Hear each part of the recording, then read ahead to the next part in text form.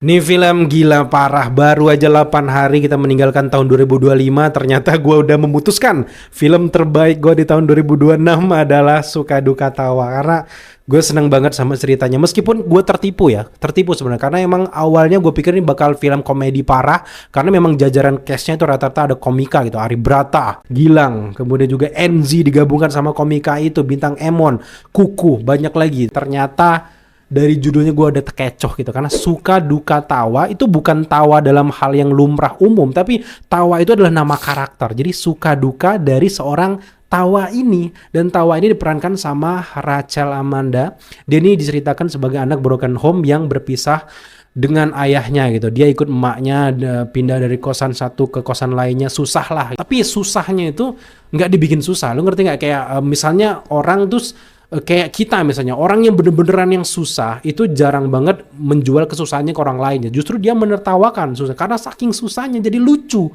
Itu yang dijual sama film ini gitu. Karena emang karakter tawa ini ternyata punya bapak yang terkenal. Dia bapaknya adalah artis pelawak terkenal namanya Keset, yang ternyata dari sisi terkenalnya seorang Keset ini punya anak dan istri yang terlantar. Dari sinilah seorang tawa ini ternyata pengen jadi stand up komedian terkenal. Di sinilah dia bawa materi tentang kehidupannya yang benar-benar kayak parah banget ini, tapi jadi bahan tertawaan. Ternyata viral. Di sinilah puncak komedinya. Dia akhirnya bertemu lagi dengan bapaknya, punya hubungan lain gitu. Bapaknya akhirnya mencoba dekat lagi sama si tawa ini. Inilah terjadi beberapa sisi-sisi emosional kayak gitu. Gue seneng banget dari film ini.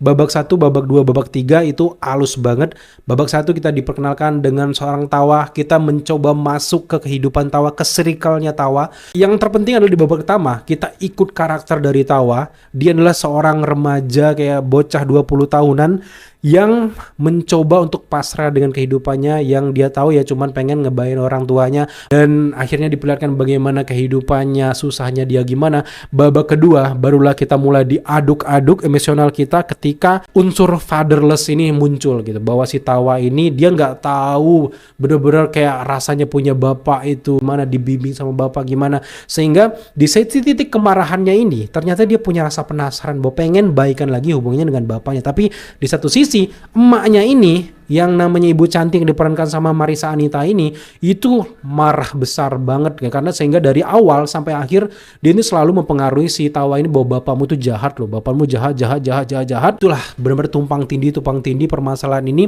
Yang menarik sebenarnya kalau dari sinopsis ya, ini cerita ya oke, sedih gitu, tapi yang menarik di sini teknik penyutradaraan dan juga penulisannya tuh yang enak banget diikutin. Di sini kita nggak berusaha penonton diajak ayo sedih ayo sampai ada nanah kayak gitu, luka susah, enggak kayak gitu. Di sini bener-bener ya ala-ala stand up komedian gitu. Gue merasa ngelihat komika lagi bawain materi tentang susahnya hidupnya dia dulu tapi jadi bahan tertawaan. Itu yang disajikan dari film ini, seni menertawakan kesengsaraan si tawa ini, bikin kita tertawa tapi miris. Dari segi premis cerita aja, dari ada seorang ayah yang pengen mencoba dekat lagi sama anak perempuannya aja, itu gue nangis parah gitu. Karena emang jujur di film Indonesia rata-rata jarang yang menceritakan seorang ayah yang pengen banget balik lagi ke keluarganya. Rata-rata kan yang selalu tertindas tuh cewek, emak, udah gitu aja kan. Tapi dibawa dengan kayak gini, seorang Tengku Rifnu di sini keren banget. Ini aktor Tengku Rifnu itu bukan cuman aktor yang underrated ya, tapi memang dia udah terkenal banget selama ini kan, best supporting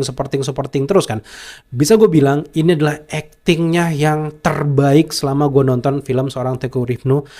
Emosinya, mimik wajahnya, bodoh-bodohnya itu dapet banget di sini, dengan badan yang gede kayak gitu tapi keset gitu, kayak ini enak banget diikutin, karakternya enak banget. Kalau FFI nggak masukin Tengku Rifnu ke best supporting artisnya sih parah sih. Ini keren banget. Termasuk juga sama Marisa Anita ya. Ini juga dia bisa layak jadi best supporting artis juga, karena memang aduh, emosi kita benar-benar dibawa terus di sini arusnya. Kalau sisi komedi itu cukup diantarakan sama Tawan juga teman-temannya, tapi ketika masuk ke sisi kehidupan dewasa, ketika berbicara tentang Pak Keset sama Ibu Cantik, waduh, ampun, gue nggak bisa bilang apa-apa gitu. Dan ini juga banyak banget pesan-pesan moral yang didapatkan dari film Suka Duka Tawa ini, terutama tentang cara parenting dari keluarga-keluarga di Indonesia gitu. Banyak banget karena keegoisan, rata-rata akhirnya bikin hubungan itu nggak bisa baik-baik saja. Padahal kalau simpelnya ya tinggal salaman minta maaf udah.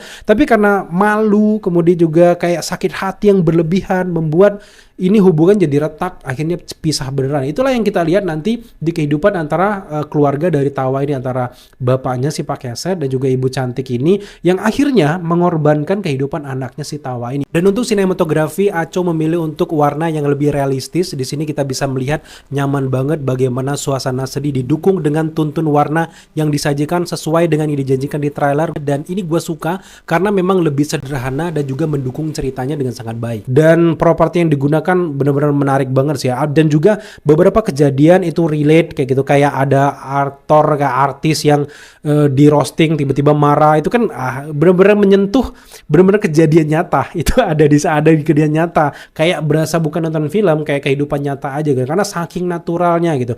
Dan yang paling gue senang juga di sini adalah permainan soundtrack lagu-lagu kayak lagunya Bernadia Masa Sepi, majeleb banget gitu. Udah juga Delantis juga pas banget. Kalau gue bilang ini soundtracknya skena semua dan cocok banget untuk jalan cerita dari Tawa ini, perfect untuk development karakter itu bagus banget gitu. Untuk ngomongin kekurangan mungkin ada beberapa subplot yang kurang digali dengan matang gitu, terutama juga dengan kehidupan teman-temannya gitu. Seharusnya digali lebih matang lagi dan lebih wah lagi, menurut gue itu lebih bagus. Tapi secara cerita yang dijual di film ini, kemasannya itu dapet banget, gue suka banget. Terutama juga di sini Aco banyak menambahkan selain pesan moral gitu, simbol-simbol yang menarik.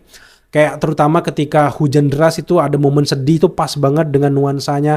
Termasuk juga ada adegan-adegan yang nyeleneh dan juga bikin aneh. Ada si Pak Keset lagi nyiramin celengannya gede gitu. Celengan ini benar-benar kayak isinya tuh semuanya kebahagiaan dari Pak Keset yang dipendam di sini, dia menahan menderita selama ini. Tapi ketika celengan ini udah besar, udah hampir pecah, pengen dipecah, tapi ada aja halangannya. Gue nangkepnya kayak gitu ya. Jadi lagi-lagi secara keseluruhan gue senang banget di sini, mulai dari gradingnya yang natural, kemudian juga chemistry antar karakter, pemilihan karakter tepat banget di sini, momen-momen sedihnya dapet, kamera zoom in zoom outnya, benar-benar ekspresi mimik wajah tuh semuanya dapet di sini, soundtracknya mendukung.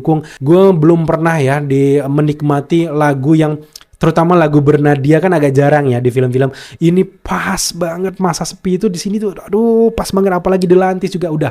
Ini skena banget, fake ini skena. Jadi menurut gue setelah menyaksikan film ini, gue tanpa babi ibu langsung merekomendasi kalian, rugi kalau film ini nggak kalian tonton di bioskop. Jadi secara keseluruhan gue seneng banget sama Suka Duka Tawa. Jujur di awal gue nggak menaruh ekspektasi yang terlalu tinggi bahwa film ini bakal sekelas menang FFI kayak gitu. Ternyata men, ini gue langsung menaruh ekspektasi kemana nih, arahnya kemana. Tinggal penontonnya, jumlah penontonnya apakah mendukung nantinya, karena emang percuma menang kesana sini kalau jumlah penontonnya dikit, waduh gawat. Jadi gue kayaknya jadi buzzer gratisnya film Suka Duka Tawa ini, kalian buruan nonton gitu. Jadi di review setelah menyaksikan film Suka Duka Tawa, akhirnya gue memberikan skor untuk film ini ada di angka 9 dari 10. Dan balik lagi, film ini tentang selera, jadi buat teman-teman semua nonton dulu. Kalau kalian suka berarti sama kayak gue, kalau kalian nggak suka apa yang bikin kalian nggak suka, silahkan tambahkan di kolom komentar di bawah. Sampai jumpa di video review selanjutnya.